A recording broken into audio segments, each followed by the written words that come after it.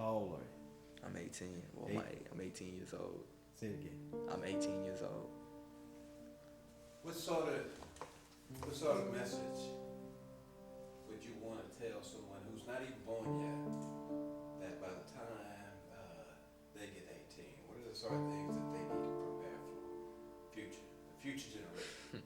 Say something about the future generation. Tell me about the future generation. I say the future generation, I guess by the time they hit 18, they really need to prepare for. You can't really prepare for it. That's the thing about it. I mean, if you prepare for it, you won't be the same. I mean, you're gonna mess up regardless, and you're gonna do stuff good regardless. And that's just all I can tell you. I mean, if you mess up, it's good. That makes you a stronger man once you get through it. What sort of advice would you want to give your little brother? I say, if I give my little brother some advice as he's going into high school, I say, I guess work out as hard as you can, keep your grades up, and I mean, watch out for these little women or anybody out there trying to really hurt you or try to bring you down or whatever.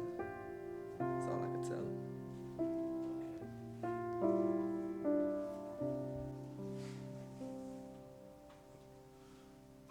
How you doing? My name is George Derek Allen II. Born January 1st of 1986. Still standing tall, you know what I'm talking about?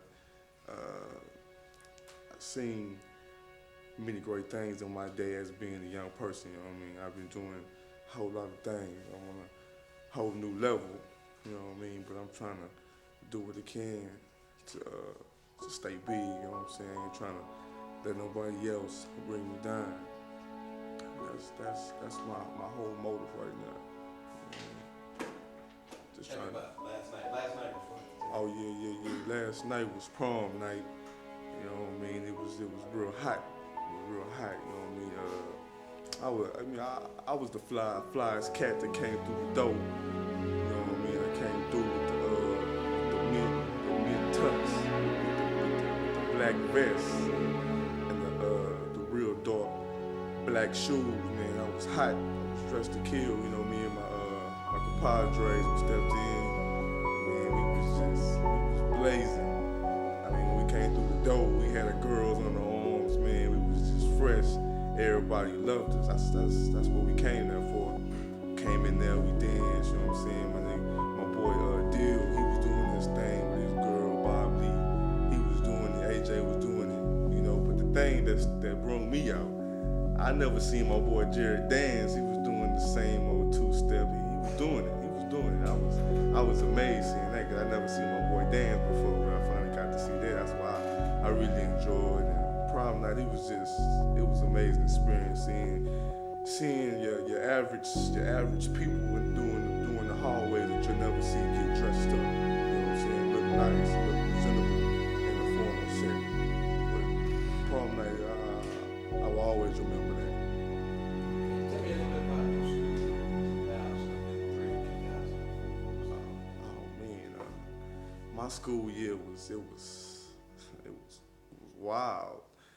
You know, 2003. You know, I did a lot of crazy things. You know what I mean? I mean, we all do crazy things, but you know, I was more playful and whatnot. You know what I'm saying?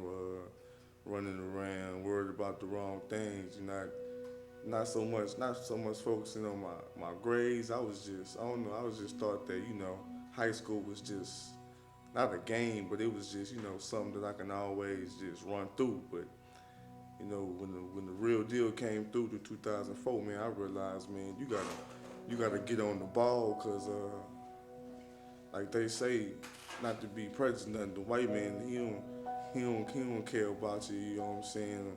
Especially being a black man in the world, he don't care if, you know what I'm saying, you varsity football player, and you make this and you make that.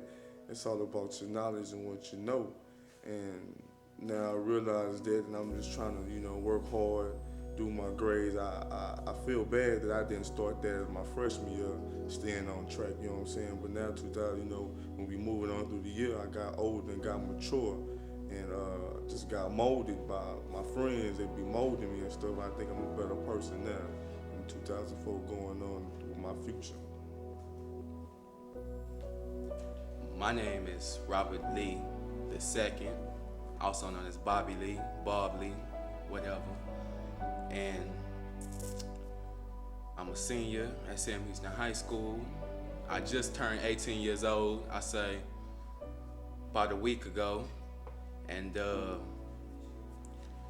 I'm either 3 or 4 in my class, I'm not sure, either 2 or 3, 3 or 4, something like that. And last night was prom night. Prom night. That's something you'll always remember. Me, Dill, AJ, George, A-Wash, you know what I'm saying? We all step into prom. We thought it'd be over with. Like my friend said earlier, we was a little bit behind schedule, but we pulled it off. You know what I'm saying? We come into prom, cameras start flashing, we walk through, do a couple smiles. Like GA said, everybody got their date on their arm, you know what I'm saying, in front of the audience. We came down that night, we was dressed to impress, and it was fun. You know what I'm saying? Everybody hit the dance floor at the same time. We together on the dance floor, acting up. GA danced with everybody, moving around from here to there, doing this thing. People doing the salsa, everybody laughing, having fun. It was great, you know what I'm saying? Then we was like, we gonna take a seat, you know what I'm saying? The fast dances came on, so me and my boys, we went out to the side for a minute, just to chill out for a minute, hold it down, hold the porch down, as we would say. We held the table down for a minute, and next thing you know, we chilling so happily. I got announced the prom king. I had to do my little two-step thing with the prom queen, and my boy GA came out on the floor to help me for a minute, you know what I'm saying? But all in all, it was a great night. Hit up, got something to eat, did the little walk downtown, took a stroll through the park, you know what I'm saying? It was beautiful, beautiful. That's the word that describes it. It was beautiful, all around. Tell me about the year 2003, 2004, your senior year. My senior year had a lot of 2003, 2004 senior year for me had a lot of ups and downs.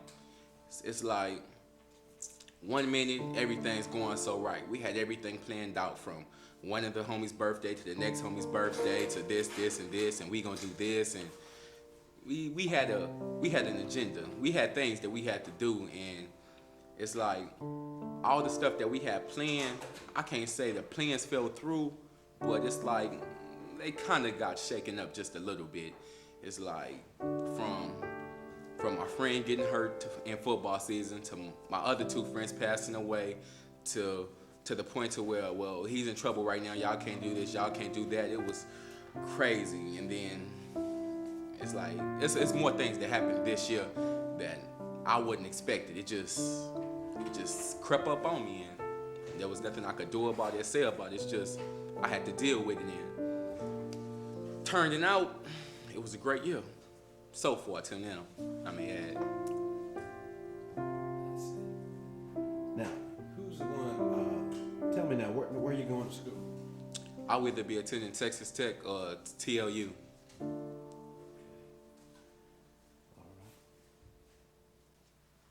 My name is Alfred Jackson Jr. I'm a senior at Samuels High School and class chaplain in class 2004. Last night was the big night, prom night, senior prom. Last time we would have our official senior prom. Started all kind of shaky, had a little run around, whatever. Things weren't going like they were supposed to. Ended up meeting up with my boys a little later than scheduled. Then had to make another detour, but then once we stepped in, it was a great night. Felt like a celebrity. Walked in, cameras flashing, asking people what time we get there, what we doing later on that night. Everybody was focused on us. Then had a little trouble taking pictures, and then got split up from my boys because my they wanted to do a little thing with her friends, so they had to be with her. But after that, it was a good night. Tell me about your school year 2003, 2003, 2004, my senior year, started out good, then I got hurt playing football. I sat out about 4 weeks. Then New Year 2004, two of our friends got killed in a car accident. It was a big shock, it was really a wake-up call to me. You never know when your life will end. Then taught me a lesson, don't burn no bridges, and never hold a grudge. Okay, you never know it's the last time you see that person. But now, as the years winding down, it's looking real good.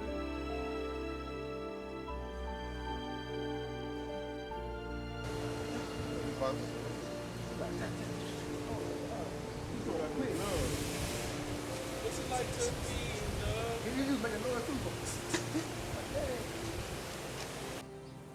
Whenever you're ready. Well, if you knew all of us together as a whole, me, George, Jared, AJ, Jesse, Mike, Dennis, everybody that, you know what I'm saying, we actually, you know what I'm saying, when we went and hung out and did things, when we was more than friends. Some people said we was like best friends, but in my opinion, friends isn't the word that explains it. What we was boys. You know what I'm saying? It's a big difference to where you can say friends are and boys. When you friends, you right here, but boys, it's like a whole different level, and that's what we were. It's like if I had $2 and you had $30, I had $32 and you had $32. That's the way it was. What you got, I got. What you have, I have. You know what I'm saying? It was something like that. It was a real close friendship between all of us, and it's like we was there for each other when we needed each other. If you need him to do this, just call him up. Say, I need this right now, you know what I'm saying? Where you at? Well, I'm right here right now. Can you give me this within the next 3 hours? Well, all right, cool. I'll have it to you in 30 minutes if you need it that bad, you know what I'm saying? So it's like we had a friendship that's unexplainable. I consider it as us just being boys, hanging out. Yeah, it was like, I remember one time in particular, I think Mike came through with me on a Sunday because I think our washing machine was broken at the house. So I was like, man, I gotta really wash these clothes. You know, so I'm gonna go around the corner and wash the clothes at the washing no big deal, but I didn't want to be there by myself. So I just called up Mike. I'm like, what you doing, man? Chilling. You're gonna wash some clothes with me at the washing. Alright, you know, nothing big. I mean, he could have said, nah, I'm just gonna chill at the crib. It's like, nah, I ain't said I'm gonna wash clothes with you. That's what he did. I mean, we spent the whole, I think 2 hours out on Sunday after church washing clothes. He brought some of his too, and he washed some with me. And that's just what we did. I mean, I guess 2 people from Sam came and was like, oh man, y'all gay for doing that. I'm like, I mean, when you boys, I mean, like brothers, that's what you do. It was too close of a bond we had for anything to come in between us. I mean, no girl came between us. If I liked the girl and Mike liked the girl, didn't matter. You can get a Mike, nah, Jill, you can have her. Oh, nah, you got it. I mean, doesn't matter. I mean, other girls, other guys probably be like, I like her too. You know, they start fighting or whatever. But nah, me and Mike and Jesse, I mean, didn't care. But I mean, it wasn't a thing to us. I mean, we were too close for let anything come in between us. I mean, that's just how it was. Another thing, it's like we had this little saying that we gonna always hold it down. That was something like our motto. We was gonna hold it down wherever we went. As Mike was saying and Jesse, holding it down. That's what we called it. And another thing was like, every now and then you had to do things that you didn't want to do for your friend. You did a lot of things you didn't want to do. If it was to get you in trouble or whatever, you did it anyway because your friend, or your boy, as I should say, he wanted to do it. So you know what I'm saying? All right, I don't want to, but at least you want to. And we called that taking one for the team. I know each one of us, we didn't take hundreds, plenty of more for the team. That's what we call it. So I need you to take one for the team. And when it comes down to that, you just gotta slack it up and do what you gotta do. I took so many for the team. I mean, I think the biggest one I took for the team was when, goodness, what night was that, Bobby? Riding out one night, Mike wants to go to some friend's house. We were like, man, we don't feel like I gotta get home by 12, man. He like, man, just drop me off. We go over there. We let him go inside, whatever. We chilling. We sitting outside for about an hour just chilling. I come home late, but hey, where were you at, Jared? Just had to go do something, whatever. Made something up. But it was just for, you know what I'm saying, just taking one for the team, for the boys. I mean, I know if I was in the same situation, Mike or Jesse would do the same thing for me. And that's just the way it was. I mean, it was like every week we had plans on where we gonna eat at. Mondays, I guess we ate at Mike's house. Wednesdays, I guess we ate at Jesse's house. And all the rest of the day, we ate at Bobby's house. That's just the way it was. We always ate somewhere. Everything was good. If we ever needed a place to stay, didn't matter. You could stay at Mike, Bobby's, or Jesse's. Stay here. That's just the way it was. I think towards the end when it started to as my boy Jay Smooth, that's what we call him Jay Smooth. Like when the time started to when his time started to decrease, me and him we started to get real close. Cause me and Jay Smooth, we was all boys and we always close, but we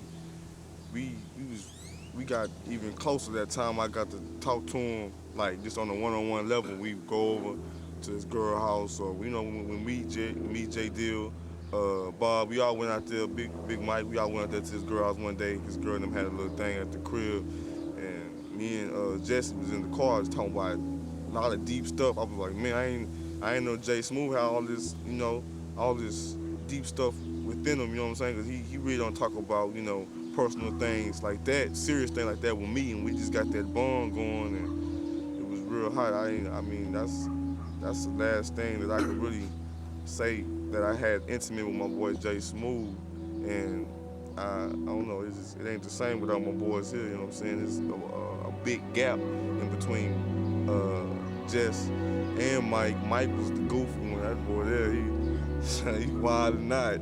Called Mike 5,000. That boy was wild. They I don't know, man, it's crazy. I remember Tom just chilling the world before we all got hurt. Sit there talk about coaches. Mike, to my coach Turner, don't tell me nothing. I remember one saying we always said every time we went out, there's a party, anything little, we ride together, we die together. And that's all it was to it. I mean, if Bobby wanted to go just right up the street to another homeboy's house, we were like, well, we're going to come too, you know what I'm saying? We would ride together, die together. That's just the way it was. And the last night we were together, we were chilling at the crib, and we were just going to go to just stop and go to see Jesse's girlfriend. She just wanted to see him real quick. We just gonna meet him at a stop and go. Mike wants to go. Be like, nah, stay home, Mike. Let's just chill. You sleep already. But he came out the saying, we ride together, we die together. So we couldn't say anything else. So we all rode out there, and then that's the night where my whole life has changed. I mean, since that day, I don't take anything for granted. I mean, everything I do and everything that happens to me, I just thank God, and I thank Mike and Jesse for having my back and everything I've been doing. I don't think I go one day without thinking about it. Well, I know I don't go one day without thinking. Every morning I get up, I think about it, because I got their picture sitting right by the bed. I mean, every night I'm riding home, I'm praying to them and God to let me get home safely, because, I mean, without them, it's nothing. I mean, I don't take anything for granted. I mean, anything that happens, I have to thank them for it, because, I see how precious life is, and, it can be taken from you at any time. You don't have to be doing anything wrong for life to be taken from you. You could just go into the corner store, just take it from you just like that. So, all I can say is just, don't take it for granted and just live your life until the wheels fall off. That's all I can tell you. I hear that. It's like they gone, but they'll never be forgotten. Cause it's like it actually came down to a point to where people used to say we acted like girls because we would be with each other from the time school started, better yet before the time school started, because I'm usually late to school, and it came to the point where Mike would tell me I got to be at his house at 7 o'clock and go pick him up so he could be at school by 7:30 to eat breakfast, go get some Krispy Kremes, and it's like we would be with each other from 7 o'clock down to about football practice finished at 6. We might want to go get something to eat, so I say about 9 o'clock at night. Since I say sometime during our junior year, we be together from 7 in the morning to about 9 o'clock at night. And if it was something going down between us that we had planned out, probably from 7 in the morning to like 2 o'clock in the morning, we together. Nobody leaving, nobody separating. It's just a bond that we had. And it's like, I feel that what we had, too many people won't have the chance to experience the things that we was able to do and accomplish with each other. You know what I'm saying? Like how they say, you know what I'm saying, God strengthens you. it's the same thing with us. Like with one of us, maybe two, we could do stuff, but with all of us, it wasn't a limit to what we was gonna do or we could do. We did it all, everything and anything together as a unit, and I respected them. Respect them. You had to show respect to them because they was the fun in the clique. They brought stuff to the clique that nobody else could bring. It made everything funny. I mean, times was on crutches. We even had races on crutches. And Alex was in a wheelchair. We were all in this one hallway racing up the wheelchair and the crutches. And Mike never liked to lose, so he's always cheating and tripped me. But that's how it was. Everything went down. No matter what you did, where you was at, you always had fun. I want y'all to each one tell me how your lives have changed. My life changed a whole lot, knowing that, I mean, you're here today and gone tomorrow. You never know when it's your time to go. So that's why you got to go ahead and you got to do everything to the fullest. I mean, I can't take nothing for granted now. I got to stay in there and stick it hard. I try to set the right example for younger people and people my same age. I just try to do the right thing and pray that Lord just give me strength to keep on doing what I've been doing. Because you know, it's a lot of people out there trying to pull us down, and we just, as long as I got my boys behind me, we gonna do the right thing and keep in touch and do the right thing together. But this whole experience that happened, it played a big role on me. I was sad, but I wasn't sad because I was more happy because they don't gotta go through what we going through right now. You know what I'm saying? Ain't gotta worry about nagging people, or ain't gotta worry about bills, ain't gotta worry about nothing. They up there doing a good thing, looking down on us, waiting for us to come up there and chill with them. So that's how I see it. As far as I go, I would say I'm more responsible because it's like you never know what's gonna happen when and where. You have to be responsible because it's like a lot of things can lead to something else. Therefore, you got to be cautious about what you do and actually think about it. And I'm also mature because it's like they was right behind us when it happened, and it's like it could have been any one of us.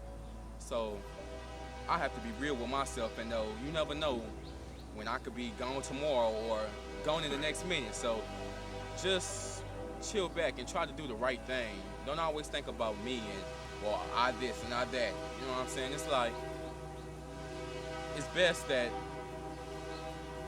I know that I can't even explain it. I just feel that I've grown up a lot. With me, it just helped me remind me never leave nobody angry or mad or hold a grudge to nobody. Like, you never know. That's the last time you'll see him or last time you'll speak to him. Make you appreciate life. And really keep God first. And then help me affecting me with my attitude, because I used to be quick-tempered. Like now, I just sit back, think about it before I do stuff now. Then other times,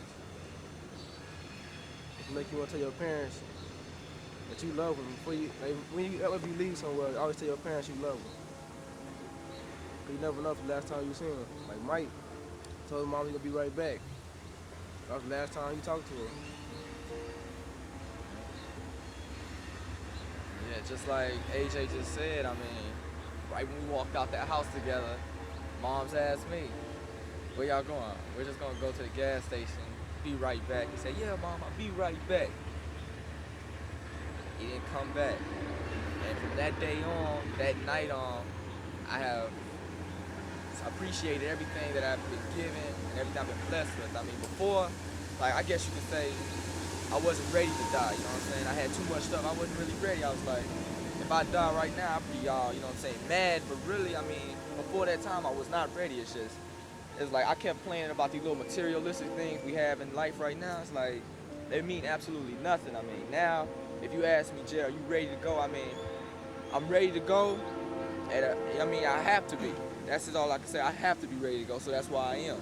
Before I wouldn't, and I mean, that's why some people I say get sad because they don't think they are. When you gotta know, you have to be ready. This experience right here, I mean, it's changed my life in many ways. I mean, it changed a friend of mine's life too. And I mean, she's not even cool with Mike or Jesse like that. She sees what I went through, and she has a bond with her friends the same way. They 4 girls, they all close. I mean, they close. I'm so jealous of them because they close just like we were with our 2 homeboys. And she cries sometimes just when she thinks about it because she knows, like, if one of her friends was to go right now, she would know exactly what I go through every day. Every day I wake up, you know what I'm saying? I go through the same thing, but it's just like I know right now they're in paradise and it doesn't mean anything. I mean, they're in paradise and we're still down here. They're right now living it up and we're just chilling. And all I can do is just one day we will meet up again.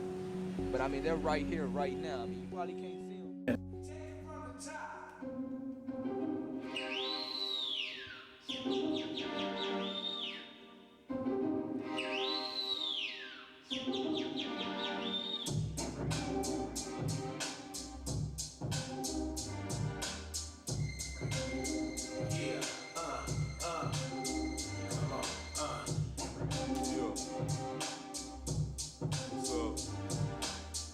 Boy, GA.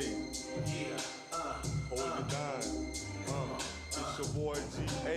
Yes, I'm the man. I got them things, I got the plan in my hand. I'ma go ahead and I'ma do my thing. I'ma go and pop the trunk, I'ma make it rain. I'ma go. Yes, I'll be on top. I don't give a damn, nigga, I ain't gon' flop. I'ma go ahead, I'ma freestyle. It's the boy D and you know I'm profile. Gotta put it down with bang we possess. Put it down for my boy Big Mike and Jess. Yes, we hot, yes, we not gon' stop. Talk down, we gon' pop. Real, yeah.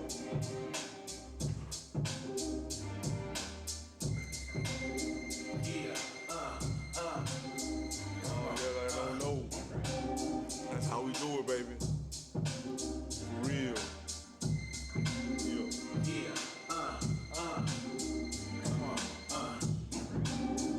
Hey.